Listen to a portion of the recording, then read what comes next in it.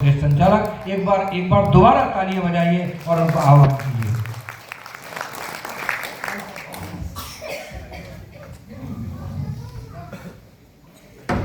बहुत बहुत धन्यवाद राही सर, आपने मेरा ध्यान रखा। और मैं कभी तो सोच ही रहे थे कि तो निपट गया। ऐसा ही होता है। अच्छा, आप लोग इतने गंभीर हो गए, ओज के कवि को सुनने के बाद एक टेंशन हो जाती है लोगों को कि देश गर्त में जा रहा है और बस मतलब कुछ ही दिनों का है और दुश्मन अटैक करने के लिए तैयार बैठा है, जैसे दुश्मन पे कोई और काम है ही नहीं। ऐसा होता है, ओज के कवि के बाद ऐसा हो जाता है। ऐसा नहीं, देखो आप मस्त होके सुनो। कविता उल्लास का विषय है। पिछले बड़ी बड़ी टेंशन हो जाती है हमारे यहाँ सर। राजस्थान में एक टेंशन हो गई, देश से गिद्ध गायब हो गए। हाँ, गिद्ध गायब हो गए। राजस्थान पत्रिका ने बाकायदा एक अभियान चलाया, गिद्ध गिनो इनाम पाओ। मैंने कहा यार, बेरोजगारी में बड़ा धांसू आइडिया मार के लाई है सरकार। गिद्ध गिनते हैं, इनाम पाते हैं। हमने बहुत देखे, गिद्ध कहीं दिखाई नहीं दिए। हम ये सूचना सरकार को प्रेषित करने ही जा रहे थे कि हमारे घर में घटना घटी। पिछले दिनों देश में चला एक अभियान और इस योजना के तहत गिद्धों की संख्या को गिनना था श्रीमान।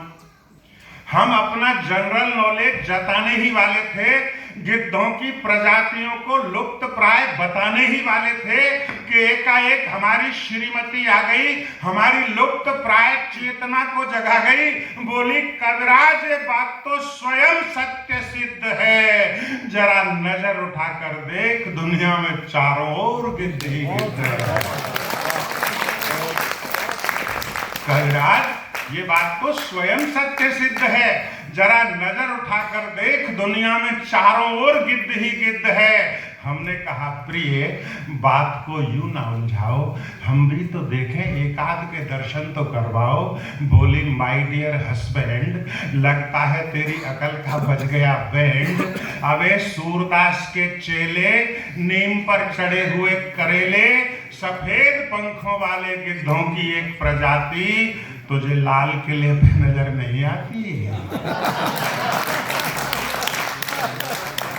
माय डियर हस्बैंड, लगता है तेरी अकल का बज गया बैंड। अबे सूरदास के चेले, नीम पर चढ़े हुए करेले, सफेद पंखों वाले गिद्धों की एक प्रजाति, तुझे लाल किले पे नजर नहीं आती?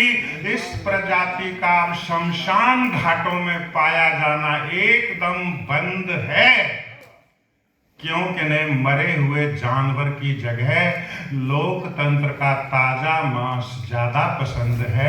लोकतंत्र का ताजा मांस ज्यादा पसंद है। मैं और व्यंग की परसेंटेज बढ़ाता हूं सर, ये बहुत छोटा सा टुकड़ा था। एक ऐसी व्यंग रचना से मैं जोड़ता हूं। इस देश में घटना घटी सर, सच्ची घटना है, कल्पना नहीं है किसी कवि की। उड़ीसा में दाना माझी नाम का एक व्यक्ति 10 किलोमीटर तक अपनी पत्नी की लाश को अपने कंधे पर लेकर के घर आया। अस्पताल वालों ने से एम्बुलेंस नहीं थी। ये वीडियो बहुत लोगों ने देखा होगा, सोशल मीडिया पर वायरल हुआ, प्रिंट मीडिया में, इलेक्ट्रॉनिक मीडिया में, सब में आया। सर, मेरी शिकायत उस दाना माझी से बिल्कुल नहीं है कि वो क्यों अपनी पत्नी की लाश को 10 किलोमीटर तक घर लेकर के आया। लोग गलत कहते हैं मोहब्बत की निशानी ताजमहल है। मैं कहता हूं मोहब्बत की सबसे बड़ी निशानी है वो गरीब दाना माझी। मेरी शिकायत अस्पताल से भी नहीं है कि उसने एम्बुलेंस क्यों नहीं दी, क्योंकि अस्पताल सेवा का केंद्र नहीं होते। सर, मेरी शिकायत उन लाखों लोगों से है जो सड़क पर खड़े होकर उसका वीडियो बना रहे थे।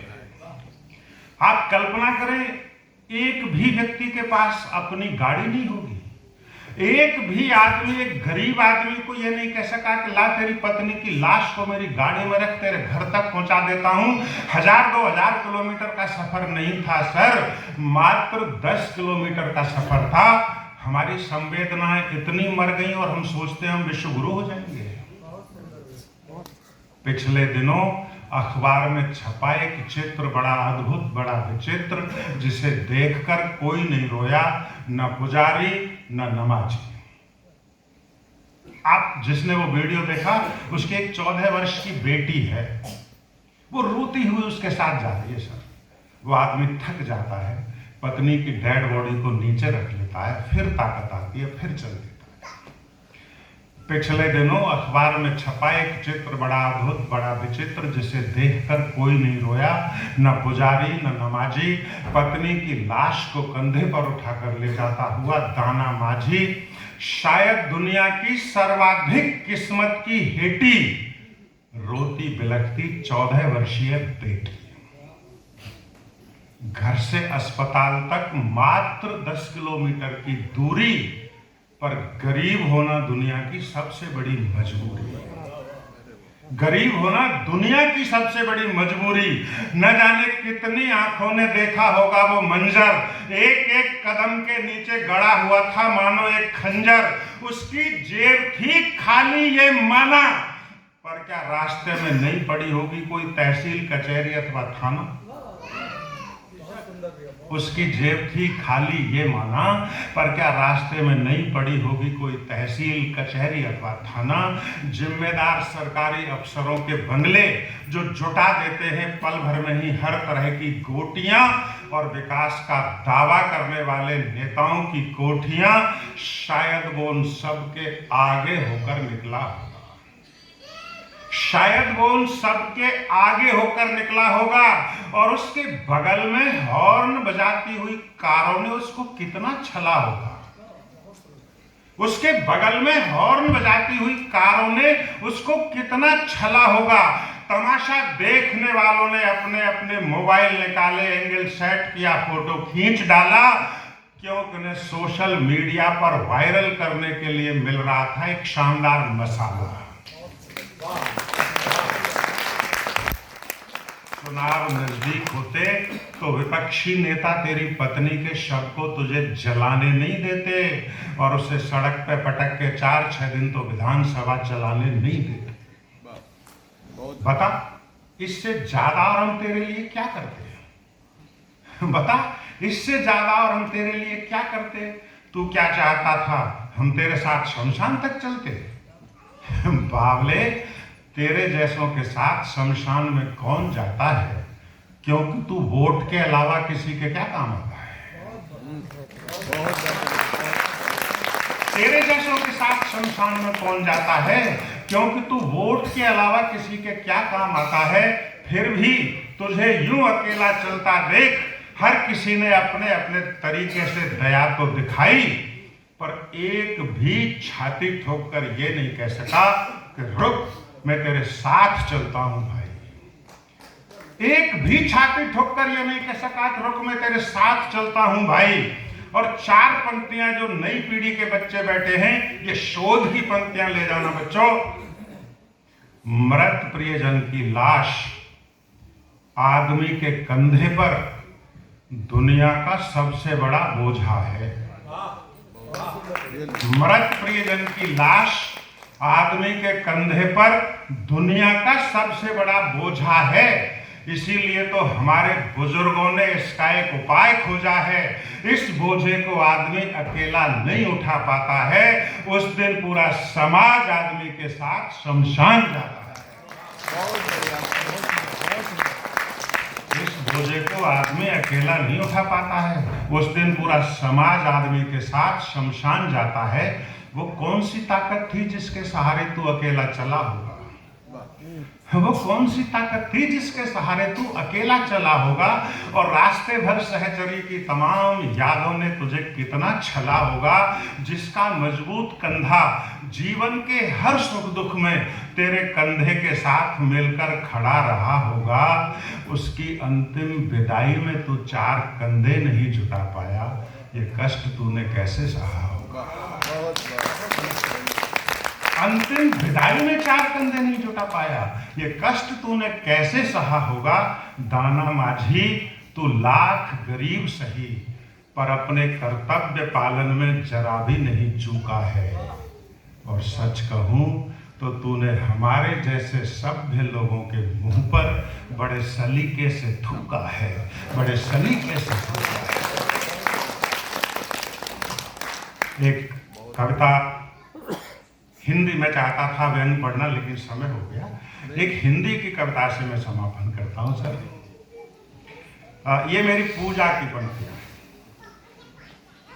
तराशा है जिसको ऋषि और मुनियों ने, गाया है जिसको ज्ञानी और गुनियों ने, संस्कृत की बेटी है जन जन की माँ है, तम के शिविर में एक जलती शमा है।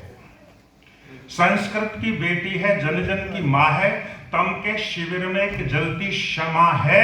निराला ने पूजा है, दिनकर ने सींचा, कि तुलसी ने भक्ति का है चित्र खींचा। मीरा की वाणी में गाती है हिंदी, गीतों की माला बनाती है हिंदी। मीरा की वाणी में गाती है हिंदी, गीतों की माला बनाती है हिंदी। दादी के किस्सों में बसती है हिंदी, नानी की बातों में हंसती है हिंदी। और तुतला के जब बच्चा कहता है अम्मा, तो फूलों सी होठों से झरती है हिंदी।